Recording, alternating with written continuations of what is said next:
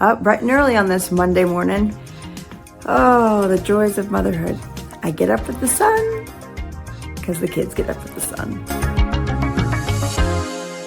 All right, so gotta get me some caffeine every morning. I just don't seem to do well without it, so gotta get my K-cup going.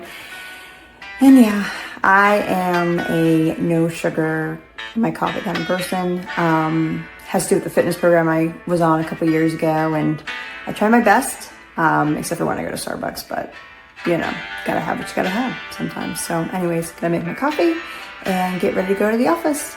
So now going to the office this morning, driving on 45. It's actually not too bad this morning, which is good. Kind of helps that it's not the 8 o'clock hour. The 8 o'clock hour on the 45 loop around Charlotte can be kind of crazy. I will tell you though, one route I'm so happy I don't have to take, like barely ever, is 77. There are toll lanes on 77, which does help, but it's just... you sit in traffic. So if you move to Charlotte, I would try my best to avoid 77 and living where you have to commute on 77 between your house and your job.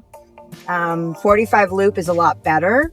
It just kind of depends on the time of the day though, quite honestly. Like right now, we're moving, we're grooving, we're good.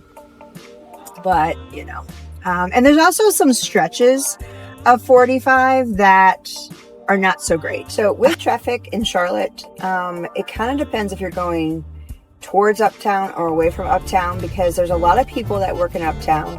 We don't have a downtown in Charlotte. We call it uptown. And it's kind of like, it's in the center. If you were to look at a map of Charlotte, you can see that it's in the center. And that's where a lot of people work because that's the city aspect, right? I mean, a lot of people move here because they work for the banks. And even though most banks are still doing like a hybrid schedule for being in the office, you still have people that have to go in. I mean, yeah, some do still go in 5 days a week. But even if they're only going 2-3 times a week, the commute to get to uptown can be kind of rough. But here's the other thing too. It kind of depends on your dynamics. Like people that want to have more land or more peace, don't mind being further out, don't mind having a longer commute because they want to have a bigger lot or just a little bit slower pace of life, at least while they're not in the office. They're going to have to sacrifice having a longer commute. If you live in uptown, the downfall there is the price. I mean, you're going to be paying big time money to be in the areas that surround uptown as well as in uptown. But, you know, sometimes paying a higher amount for where you live is okay with you as long as you get the lifestyle you want. You know, some people like to walk to work. I definitely spend my hours driving, but I mean, you know, as a realtor, I'm driving all over Charlotte. So I guess that's to be expected. But yeah. So another thing that you should probably know about Charlotte area is there's building everywhere, like everywhere you go. Like right now I'm in what we call like South Charlotte, kind of close to Matthews. And I can see like literally as I'm sitting in a light, I can see they're building a Lidl. I can see, well, actually the Lidl is finished, but I mean, I know they're building or finishing out a Publix, which is a grocery store here. If you're from like Florida, you definitely know about Publix. I think that's where it got to start. But they're building one here and they're finishing it up. And they're constantly building apartment homes or neighborhoods. You know, I mean, it is just, this city is just busting out and the growth is going further and further out, which some people really hate. Like there's people that move to like Waxhaw, which is a beautiful area of Charlotte. And they liked it because it was so peaceful. Well, now it's become so popular that they're doing all this building and this growth, that it's frustrating, to the owners in Waxhaw. So, you know, if growth is something that you're used to, then welcome to Charlotte. But if it's something that's going to bother you, you're probably going to have that further commute and you're going to have to go way out. But we can talk about areas. Now it's time to go get the kiddos.